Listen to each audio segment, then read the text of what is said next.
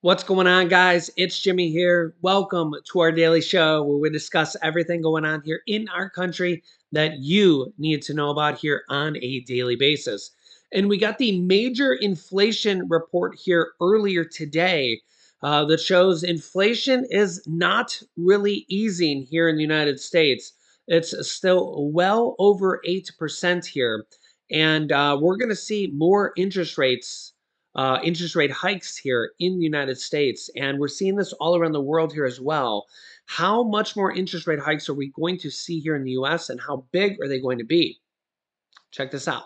Well, the European Union, the European Central Banks raises rates by 75 basis points here, 0.75%, 0.75, to tackle soaring inflation in Europe. So in Europe, they're raising rates as well, 0.75% as well. And we might be doing the same thing here in the United States as well. You could see here, Fed 75 basis points hike almost guaranteed after the August inflation report, based on what some economists think here. I'm going to start very simply here. What happened? What happened to the numbers that we thought we were going to see and a little bit more relief that we thought we were going to see in the CPI print? Yeah, I think what we saw today was that inflation has come off the boil, but it's still simmering, and importantly, it's still broad-based. My eyes are going to be laser focused going forward on the core CPI momentum, and a 0.6 print month over month is not the type of reading that the Fed wants to see as evidence of cooling inflation. This was a reading that was disappointing. Broad-based inflationary pressures led by shelter costs, as you just mentioned, with this pricing on the housing front still very present, as well as pricing pressures on the medical care front, where supply shortages are probably influencing prices to the upside.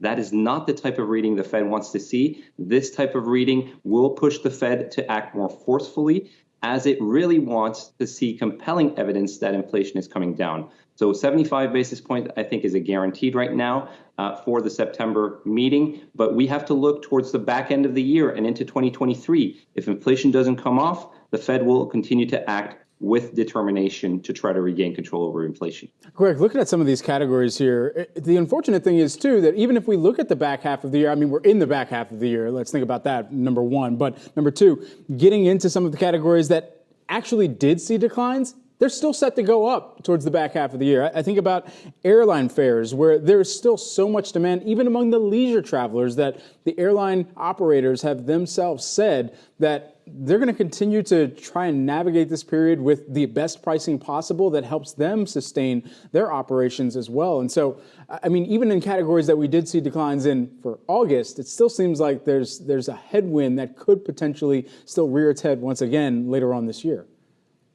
That's absolutely right. We're in a world that is rebalancing, and businesses are having to navigate this uncertainty where supply and demand are still unbalanced. So what we're seeing and hearing from a lot of the clients we talk to, the executives we talk to here at EY, is that we're seeing some desires to keep prices elevated. That prevents significant downward pressure on prices and on inflation. So as we look into the end of the year and into 2023, I think we should be prepared to be in an environment where we have persistently elevated inflation, and it will require some pain, as Powell has said, to regain control over inflation. Some pain in the form of reduced business activity, reduced demand, reduced hiring, potentially some increases in the unemployment rate to regain control over inflation at this stage. It's becoming increasingly evident that without a slowdown in demand, we're not going to see an easing of inflationary dynamics. And as we know, inflation erodes consumer purchasing power and forces people to dip into their savings and to use more credit to offset that burden of high inflation.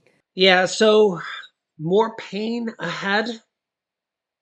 Yeah, inflation is just not really easing up. We've seen gas prices come down for like 80 some days in a row. There's been a few days where it really hasn't come down. I've seen some comments in the comment section of some people saying gas really hasn't come down in our area, but in most areas it has come down especially the southeastern states of Florida, Georgia, Texas, Alabama. Those type of states are actually in the twos. I think the average price there, like we just seen Texas, is around 310. But a lot of areas are in the 299, 295 range. But California, obviously a completely different area. But we've still seen gas prices come down dramatically and still trickling down here after the Labor Day holiday. But we'll have to see what happens going forward here into the winter months.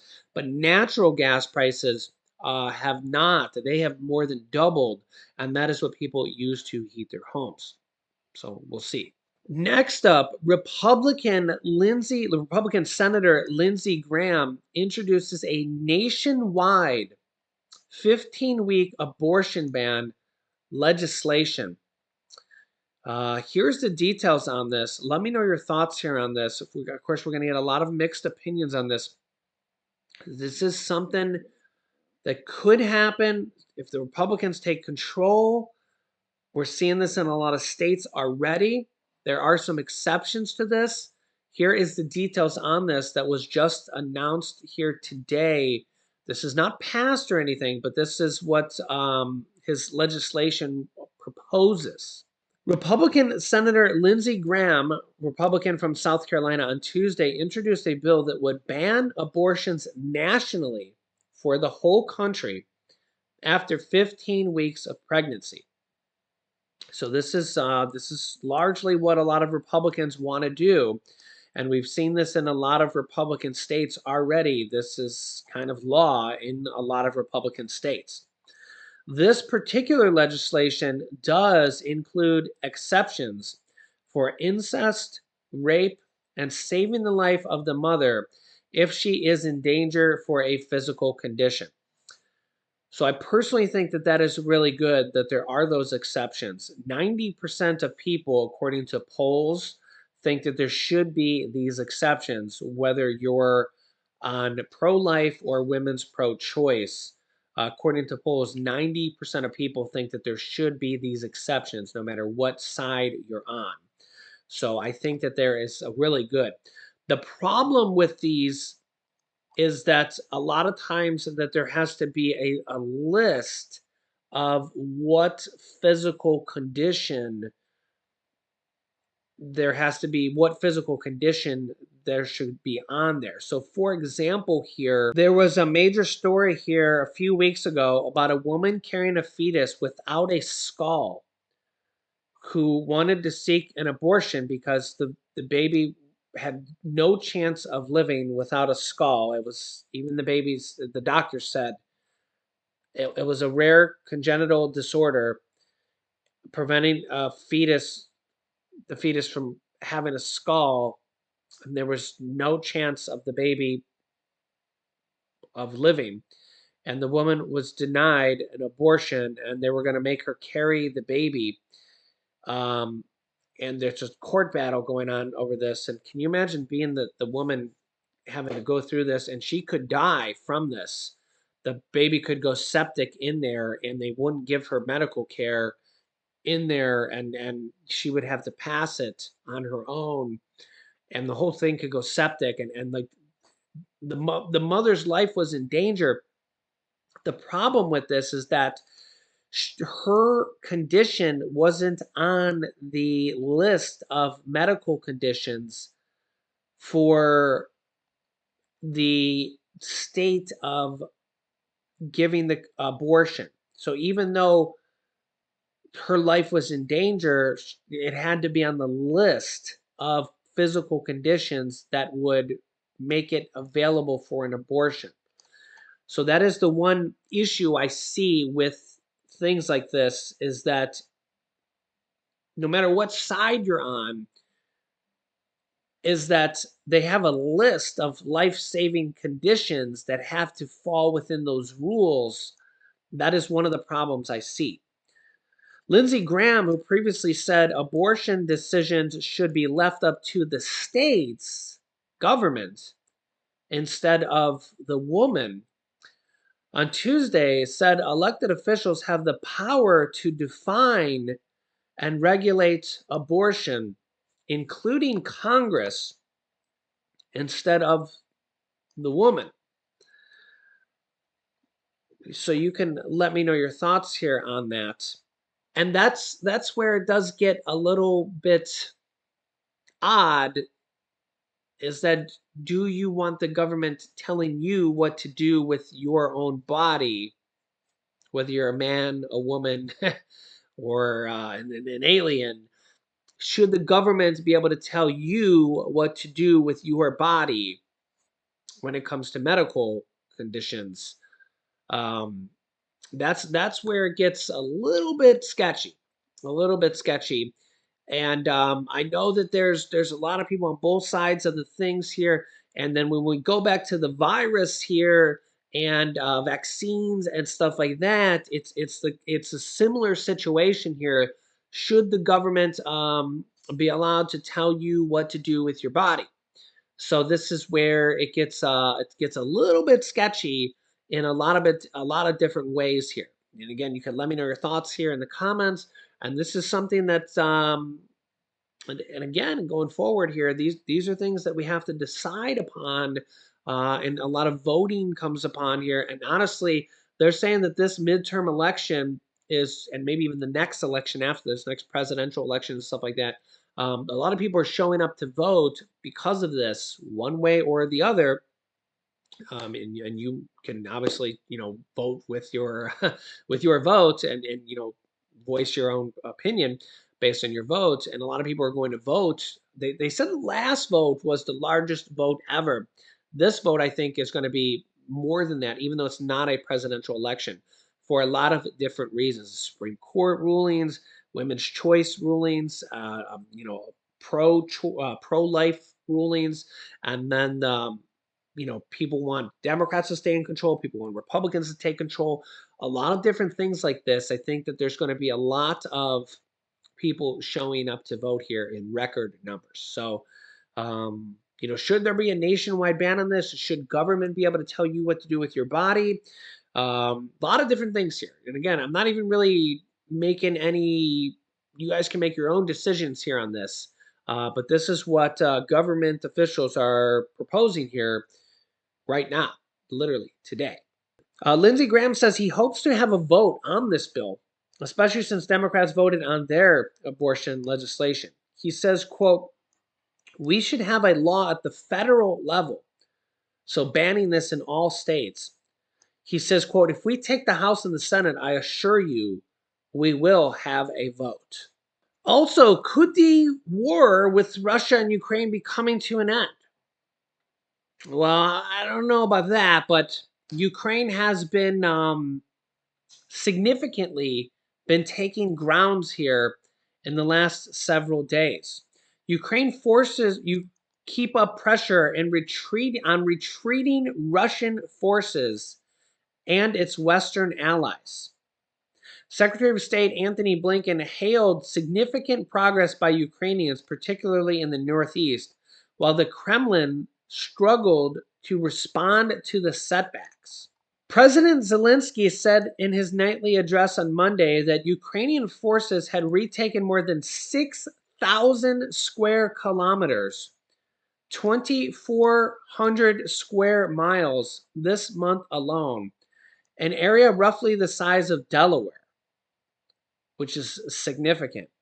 He urged that Kiev and its allies strengthen cooperation to defeat Russian terror. The eastern city of Kremennia in the Donbas region, the focal point of the Kremlin's war, was the latest to see Russian troops retreat, according to the local governor Haidia, while intense fighting continues in several other urban areas. Video released by Ukraine's State Border Service also showed soldiers tearing down a Russian banner from the side of a store in Volchansk, a town just 2 miles from Russia that was seized on the first day of the war. Wow.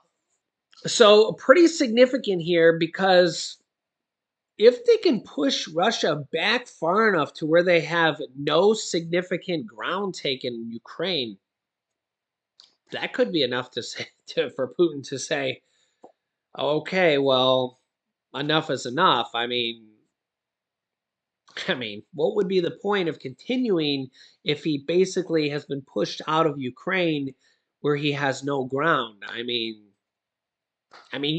But on the other hand, if we know Putin, aka Hitler 2.0, the guy literally kind of knows no bounds. I mean, we'll see. You let me know your thoughts here in the comments, but um, it's been a complete 180 turnaround here, just in the last several days to short weeks here. It's been unbelievable here.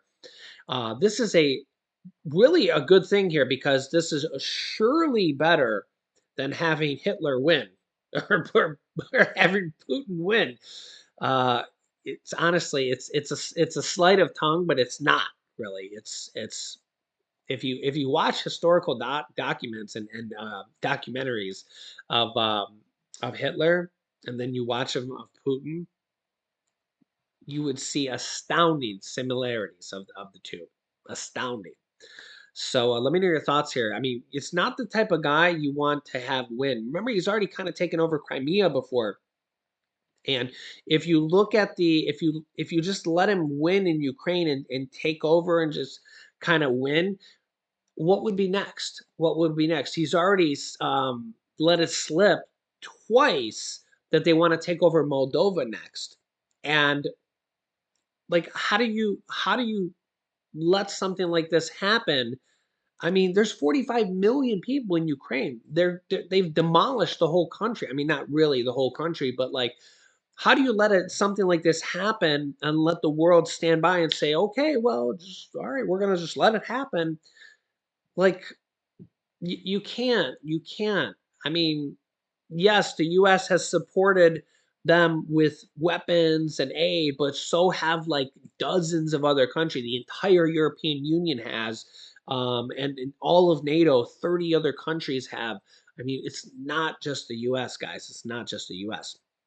And remember, all of the money and weaponry has been voted on by and approved by Republicans and Democrats. It's not like just Biden has given them the money. So remember, it was overwhelmingly approved by Republicans and Democrats. So, like the $40 billion that was approved there, just for like contrast, the student loan forgiveness was $300 billion. The last stimulus package alone was $1.9 trillion. Trump's first stimulus package was 2.1 trillion. Okay, so when we look at these numbers in comparison, the amount of support that the people have gotten in the United States have dwarfed the amount of money that has gone to Ukraine. So like the student loan forgiveness was almost 10 times the amount of money that went to Ukraine alone. Just that one package for 43 million Americans, okay? So really it's a small amount of money in comparison to things that go out to Americans. So the third stimulus check package was 1.9 trillion. That's I don't even know the amount. I mean, 40 billion compared to 1.9 trillion is like, I don't know, 30, 40, 50 times more. Um, than that. The student loan forgiveness that's going out to 43 million Americans. That's 10 times, almost 10 times more alone. That was just done for 43 million Americans. I mean, paycheck protection program, rent assistance, mortgage assistance, utility assistance, all those things. I mean, we've had three stimulus packages that were all over. The first one alone by Trump, 2.1 trillion. The last one by Biden, 1.9 trillion. So I get it that we need to take care of the United States and stuff first, but in all reality, this is really affecting us. Look at gas prices, look at energy prices, look at natural gas prices right now, and look at what happened in World War II with the United States and Hitler, and ultimately the United States being bombed in Pearl Harbor and Japan. We got pulled into that war. It's really a somewhat similar situation here. So this is a way of having Ukraine defend itself without American troops being there. and American lives being there. This doesn't necessarily mean we won't be pulled into the war at some point in the future, but as of right now, at least it's not American lives. So you can let me know your thoughts here in the comments. But the amount of money we've spent there has really been a tiny drop in the bucket compared to if we were actually in the war. So, again, let me know your thoughts here in the comments. But if they're able to defeat Putin and send him retreating, it would be a blessing for the world. And remember, what they're going through in Ukraine is this absolute nightmare on earth. Nobody would want to trade places with anybody there in Ukraine. So hopefully they can put an end to this year. Would be a blessing. Would be a blessing for everybody. So I'll keep you up to date here with everything going on here in our country on a daily basis. Make sure to subscribe down below to our YouTube channel. It's completely free to do so. New videos come out here every day at 10 a.m., 3 p.m., and 8 p.m. Eastern Standard Time. You can click here to see my newest video on the major announcement that just came out from the government and is going to affect Social Security and millions of other people here in the United States. And so click on that video next. Thanks for watching, guys, and I'll see you in the next video.